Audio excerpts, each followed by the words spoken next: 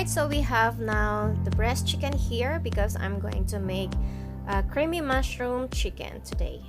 Alright guys, so here's our ingredients. We have the breast chicken and we have the mushroom, white mushroom, and of course I'm going to use this garlic and herb, my favorite, and cream, white onion, butter, and salt.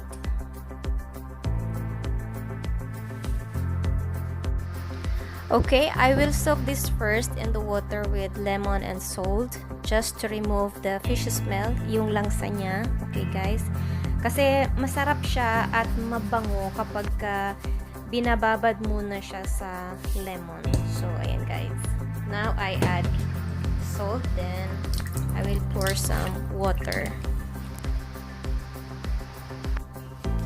I-ano lang natin siya, ibabad lang natin siya ng mga 10 to 15 minutes. Then, i-cut na natin siya mamaya. Guys, I cut it into thin slice. Ayan. So, ganyan lang siya kalaki. Alright. Then, what I'm going to do is, anuhan ko lang siya. Para, hiwaan ko lang siya, guys. Para pag prito natin ay maluto agad siya at maganda. So, ayan.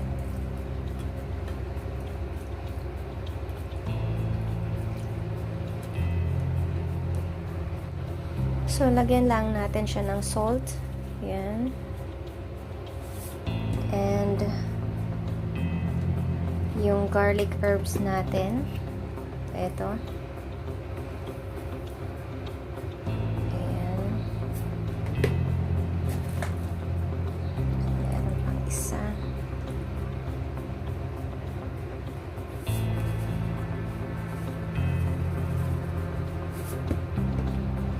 Garlic herb. Ayan.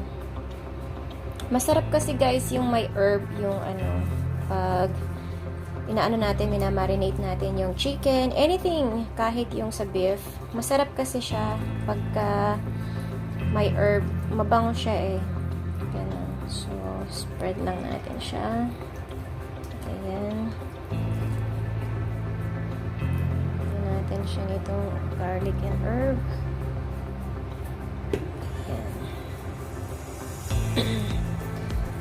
Then, iset lang natin siya ng 10 minutes lang. Tapos, piprituhin na natin siya, guys.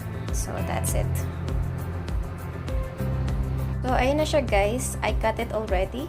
The mushrooms. Ayan. Ilagay na natin dito sa bowl natin.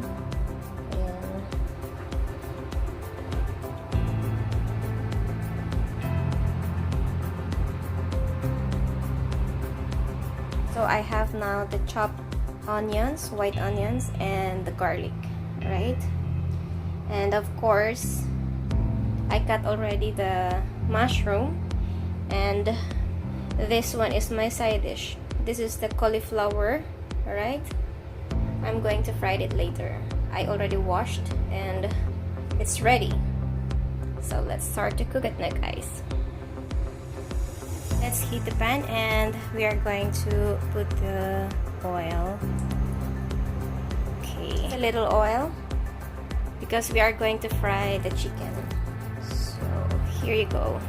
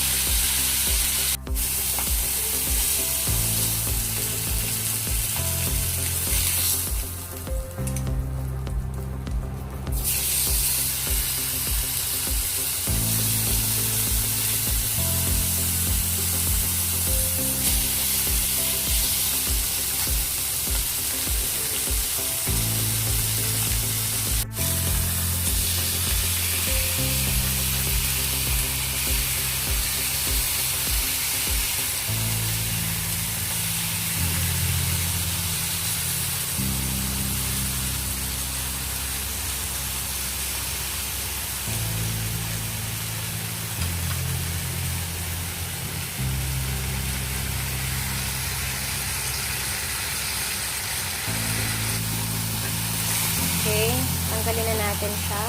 Ayan. Ang ganda ng kulay. So, in the same pan, gagamitin natin siya for the mushroom. So, ayan na siya, guys. Ayan na siya. Okay. Ilalagay na natin yung butter. Ayan.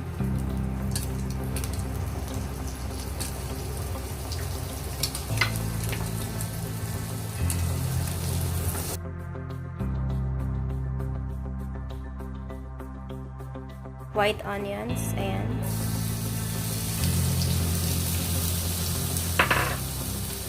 Gigisahin lang natin yung sibuyas at bawang and then yung mushroom. Gagawa tayo ngayon ng sauce. White sauce para dun sa chicken natin.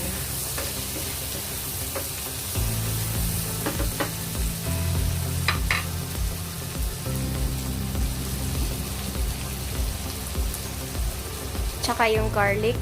Ayan.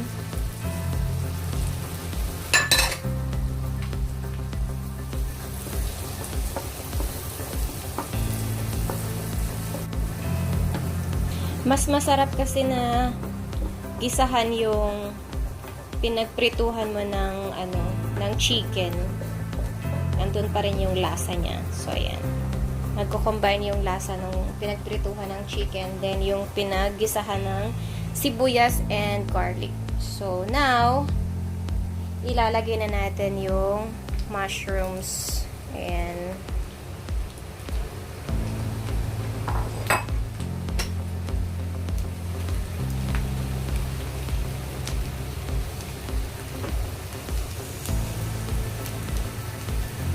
Medium lang siya, guys. Medium fire lang siya, guys. Ayan.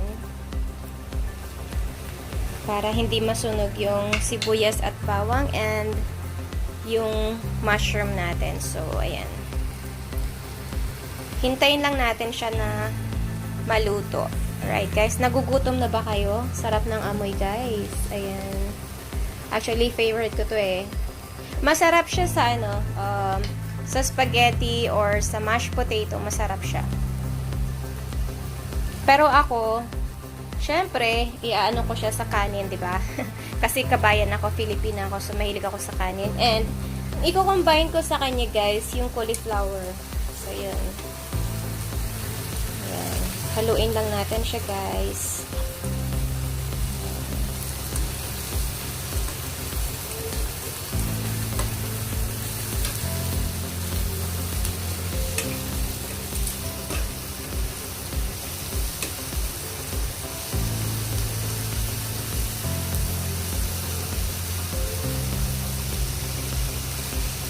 Kung pasta lover ka, masarap siyang i-combine doon sa sa spaghetti, any pasta or macaroni. Kung wala naman, pwede naman siya sa kanin. Alright, guys. Ayan.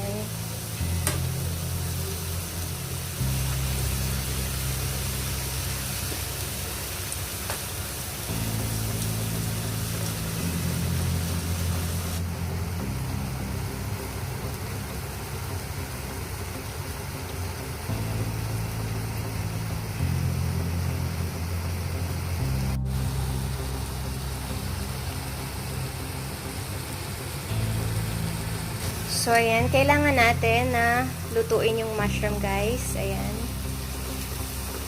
So, check natin. Ayan. Ang sarap, ang bango. Nagugutom na ba kayo, guys? Ayan. Sobra. Ang bango niya. Especially yung garlic and onion. Tapos yung butter. Oh my God. Ang sarap, guys. Nakakagutom na. Mapapakain ako ngayon ng bongga. So, ayan.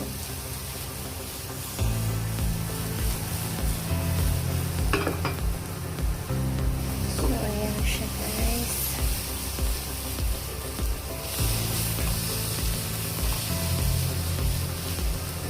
Ayan. Ang ganda na ng color.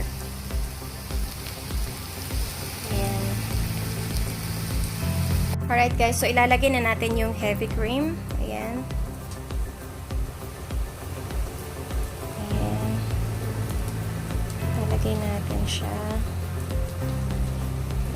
So, I guess this one enough. Okay. And then, mag-add tayo ng konting water. Ayan. So, konti lang na water, guys. Then, haluin na natin siya. Ayan.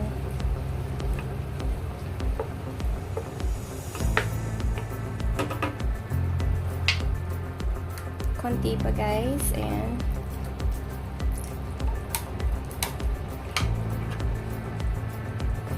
So, haluin na natin siya. Alright.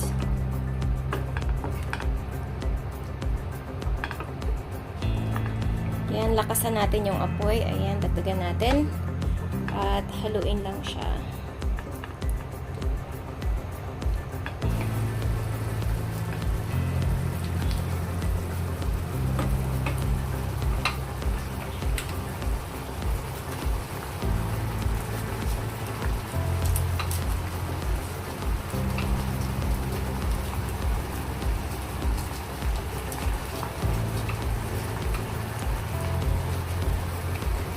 At ilalagay na natin yung cubes. Ayan.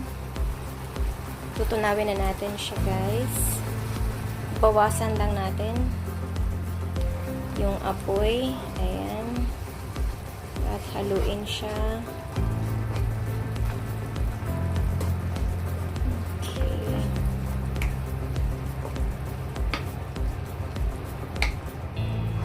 Alright. So, maglalagay ako ng kunti lang na pepper. Okay, wala kasi akong white pepper. So, you can use white pepper. And then, ito yung pinakamasarap. Za'atar.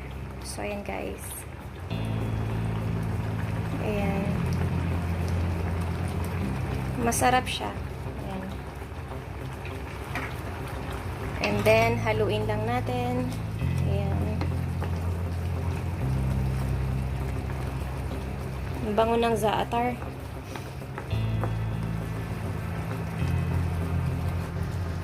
And then, maglalagay ako ng cheddar cheese. Ayan. Shredded mild cheese. Ayan. Cheddar cheese. Ayan.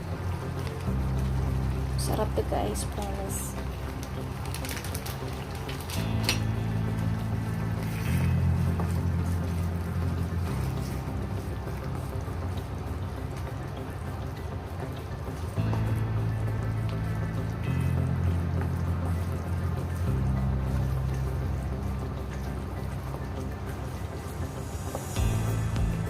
So, ayan, ilalagay na natin yung chicken. Ayan.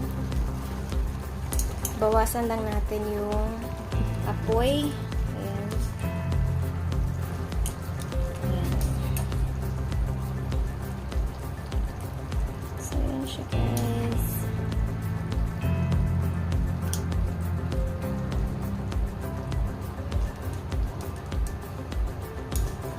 So, ayan. Dinagdagan ko lang yung apoy guys. Medium fire. Okay. At hayaan lang natin siya na ma-absorb ng chicken yung sauce. Ayan. So, pakukuluin lang natin siya ng konti pa. At dito naman sa isang pan, ayan, nag-preheat na ako ng pan para magprito na ako ng cauliflower. Ayan. So, ito yung lulutuin ko. So, ayan, habang nagpapainit ako nito, ayun, still kumukulo-kulo pa yung aking creamy mushroom chicken. So, ayan. Hayaan ko lang siya. Low fire lang siya, guys. Ayan. Para ma-absorb ng chicken yung sauce. It's yummy. Ang bango niya, promise. Kasi yung garlic and herb na nilagay ko na pinag-marinate ko dun sa chicken. And then, yung nilagay ko na za'atar. So, it's done. Now, we are going to fry the cauliflower. So, ayan guys, mainit ng ating mantika. Ayan.